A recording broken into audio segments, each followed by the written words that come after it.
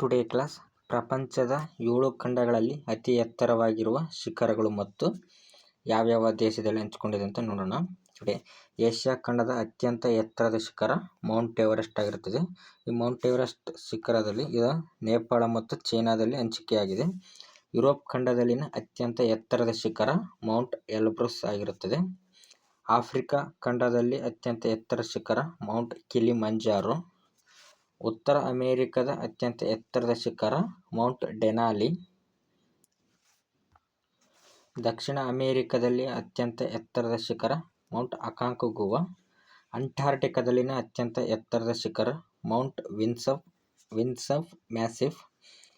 Australia ಖಂಡದಲ್ಲಿನ ಅತ್ಯಂತ ಎತ್ತರದ ಶಿಖರ ಮೌಂಟ್ ಕೋಸಿಯುಸ್ಕೋ. ಇವುಗಳು ಎತ್ತರದ ಪ್ರಕಾರ ಹೆಚ್ಚಿನದಿಂದ ಕಡಿಮೆವರೆಗೆ ಕೇಳಿದ್ದಾರೆ. ಮೌಂಟ್ ಎವರೆಸ್ಟ್ ಅತ್ಯಂತ ಎತ್ತರವಾದ ಆಗಿದೆ. ಸೆಕೆಂಡ್ ಸೌತ್ ಅಮೆರಿಕದಲ್ಲಿರೋ ಅಕಾಂಕಗುವಾ. ಥರ್ಡ್ ನಾರ್ತ್ ಅಮೆರಿಕದಲ್ಲಿ ಡೆನಾಲಿ. ಫೋರ್ತ್ ಆಫ್ರಿಕಾದ ಕಿಲಿಮಂಜಾರೋ. ನಂತರ ಎಲ್ಬ್ರಸ್. ನಂತರ ವಿನ್ಸನ್ ಮ್ಯಾಸಿಫ್. ನಂತರ ಆಸ್ಟ್ರೇಲಿಯಾದಲ್ಲಿರ್ತಕ್ಕಂಥ ಕೋಸಿಯುಸ್ಕೋ.